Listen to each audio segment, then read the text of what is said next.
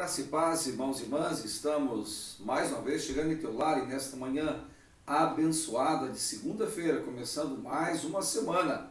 Alegre-se, o Senhor tem estado conosco, nos sustentando, então alegre-se no Senhor, porque a alegria do Senhor é a nossa força. Nesta manhã, eu quero compartilhar um texto da Palavra de Deus que se encontra em Jeremias, no capítulo 9, versículo de número 23 a 24, um texto maravilhoso que certamente falará ao teu coração nesta manhã. Jeremias 9, versos 23 até o verso 24. Ouçamos o que nos diz a palavra de Deus. Assim diz o Senhor: não se glorie o sábio na sua sabedoria, nem o forte na sua força, nem o rico nas suas riquezas, mas ao que gloriar-se, glorie-se nisto, em me conhecer e saber que eu sou o Senhor, e faço misericórdia, juízo e justiça na terra, porque destas coisas me agrado, diz o Senhor. Amém? Que o Senhor fale conosco por intermédio da sua palavra. Este texto é um texto altamente desafiador, porque primeiramente nos revela aquilo que tem sido uma realidade no mundo, o que é uma prática na vida das pessoas, a busca diária do ser humano por uma satisfação, por algo que complete o seu interior, que dá até mesmo sentido à sua vida. Então este texto nos fala deste homem, deste ser humano que tem procurado satisfação na sabedoria, na força e nas riquezas. Nós percebemos, amados irmãos e irmãs, que cada vez mais o ser humano ele está sendo egoísta, avarento, preocupado com coisas e menos preocupado em ter uma qualidade de vida espiritual, uma qualidade de vida emocional mais autêntica e mais verdadeira. Vivemos um tempo em que as academias estão abarrotadas, em que as pessoas estão cada vez mais buscando um corpo sarado. Esta era a realidade bem latente antes desse tempo de pandemia. E que muitos tiveram que reavaliar as suas prioridades e, na realidade, aquilo que de fato é mais importante para eles. Então as pessoas têm, o ser humano natural, por natureza, ele tem a sua vaidade, ele tem as suas perspectivas. E muitos deles colocam isso no seu coração, colocam como prioridade.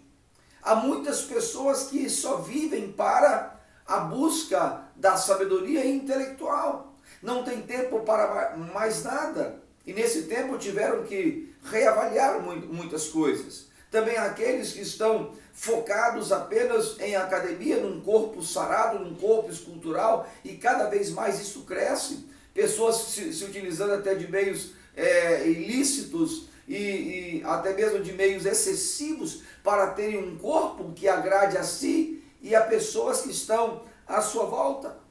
E há muitas pessoas focadas em bens, em coisas materiais, em acúmulo de coisas que certamente agradam momentaneamente, têm o seu valor, mas não deve ser a nossa motivação maior. Então o texto nos ensina, nos revela que se temos que nos gloriar, se há uma satisfação muito maior e que agrada ao coração do nosso Deus, está naqueles que de fato procuram conhecer de fato o Senhor. Conhecer a Deus de fato deve ser a nossa maior motivação. Saber que o Senhor é Deus, saber que o Senhor é Senhor. Esta palavra ela tem sempre estado presente no meu coração. Mas a pergunta que eu quero lhe fazer nesta manhã: quanto você conhece a respeito de Deus? Sabe, você que me ouve, você conhece muito de academia, conhece muito de investimento financeiro, conhece muito, certamente, dos livros ou das novelas e tudo mais, mas quanto de fato você conhece de Deus? Isto agrada ao Senhor, saber que você o conhece. Quantos de fato conhecem a Deus? Na realidade, nesse tempo, nós temos percebido o quanto as pessoas de fato pensavam que conheciam de Deus e de fato não conhecem. Porque conhecer a Deus implica, consequentemente, em mudança de vida. Então, a falta de conhecimento, de fato, tem gerado muitos transtornos. Então, eu quero apontar de maneira bem objetiva quais prejuízos de fato existem, quais são os prejuízos que tem causado nas pessoas por falta de conhecimento a Deus. A falta de conhecimento, primeiramente, ela desagrada a Deus, porque Deus ele quer que você o conheça cada vez mais. Lá em Isaías capítulo 1, verso 3, nos diz assim: o boi conhece o seu possuidor, e o jumento o dono da manjedoura, mas Israel não tem conhecimento, o meu povo não entende. O profeta Isaías fala da falta de conhecimento de Deus, tá certo? E agem da melhor maneira, ou melhor, da pior maneira possível. Quem não conhece a Deus age de maneira equivocada. Quantas pessoas que achavam que conheciam a Deus e nesse tempo de pandemia tiveram que colocar em prática o conhecimento e por falta de conhecimento estão andando dissolutamente, andando de qualquer maneira. Então quem conhece a Deus não anda de qualquer maneira, porque sabe que a sua maneira de andar e viver vai agradar ou vai desagradar a Deus. Um outro elemento importante, o prejuízo que causa pela falta de conhecimento a Deus, é que a falta de conhecimento de Deus e das coisas de Deus, de fato, conhecer de fato, aprofundar-se no relacionamento a Deus, acarreta em erros. Lá em Mateus 22, 29, nos diz assim: respondeu Jesus, errais não conhecendo as Escrituras e nem o poder de Deus. Então quem não conhece a Deus segue qualquer caminho, vai para qualquer direção. Então a falta de conhecimento certamente induz as pessoas ao erro, leva as pessoas ao erro. Quantas pessoas nesses dias de pandemia, de afastamento, estão buscando um caminho equivocado? Estão buscando a satisfação agora não na riqueza, ou quem sabe não na sabedoria, ou então quem sabe não na força, na busca de conhecimento intelectual. Estão buscando satisfação nas bebidas, nas amizades, nas noitadas, né? Porque quem não conhece o caminho, qualquer caminho serve. É levado de maneira muito fácil, tá certo? A um caminho equivocado. E a falta de conhecimento, ela leva as pessoas à prisão. Lá em João 8,32 nos diz: e conhecereis a verdade, e a verdade vos libertará. Quem nos liberta é a palavra de Deus, o próprio Deus. Então, o prejuízo em não conhecer a Deus, em não aprofundar o relacionamento com Deus, em não buscá-lo diariamente, antes de qualquer coisa, a falta de buscar em Deus a direção, tem levado muitas pessoas a grandes e terríveis prejuízos. Então, o verdadeiro discípulo, o verdadeiro servo, a verdadeira serva de Deus, precisa conhecer mais de Deus, precisa ter vontade de estar com o Pai, precisa aceitar a paternidade de Deus, precisa ser conduzido pela graça bendita do Senhor. Então, nós precisamos nesta manhã, eu diria, aceitar alguns desafios. O primeiro desafio é saber que conhecer a Deus deve ser algo motivador na nossa vida. Conhecer a Deus, ele é um desafio real. É necessário conhecer a Deus.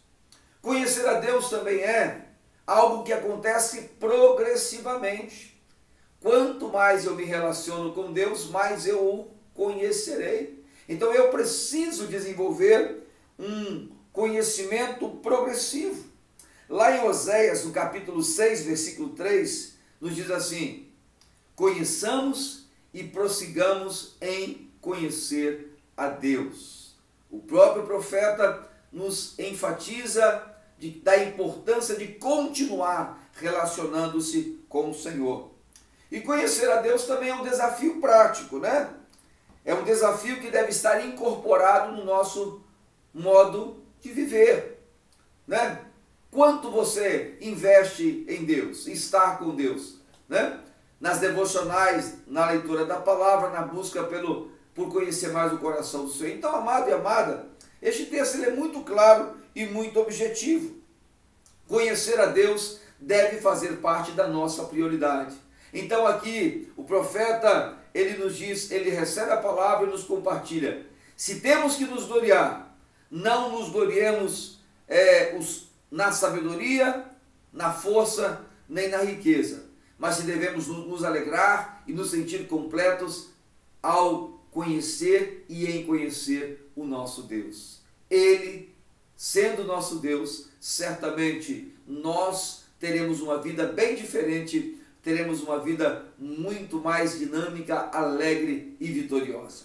Que nesta manhã, amado e amada, que você possa se alegrar, que você possa buscar diariamente conhecer mais de Deus. Que você deseje conhecer mais de Deus. Que você queira experimentar mais de Deus na sua vida. E o melhor, isto o agrada. Quanto mais você se aproxima dele, quanto mais você quer conhecer o Senhor, mais ele vai se permitir ser achado e mais você vai agradar o coração de Deus. Que Deus te abençoe, tenha um dia feliz e abençoado, um dia repleto da presença maravilhosa do nosso Deus. Vamos orar? Meu Pai, obrigado por esta manhã. Obrigado pela oportunidade que nós temos de estarmos mais uma vez em Tua presença e diante da Tua palavra. Meu Pai, nós queremos fazer jus a esta palavra. Queremos buscar mais e mais do Senhor. Queremos, meu Pai amado, Te conhecer cada dia mais. Queremos buscar mais intimidade com o Senhor. Por isso, meu Pai amado, nos ajude. E não permita que nenhuma circunstância do mundo nos afaste da Tua presença. Abençoe meus irmãos e minhas irmãs nesse novo dia. Dá a cada coração a sede da Tua gloriosa presença. E lhes conceda um dia tremendamente abençoado. Eu oro assim, meu Pai, em o nome de Jesus. Amém? Que Deus te abençoe. Tenha um dia feliz e abençoado, repleto da presença do nosso Deus.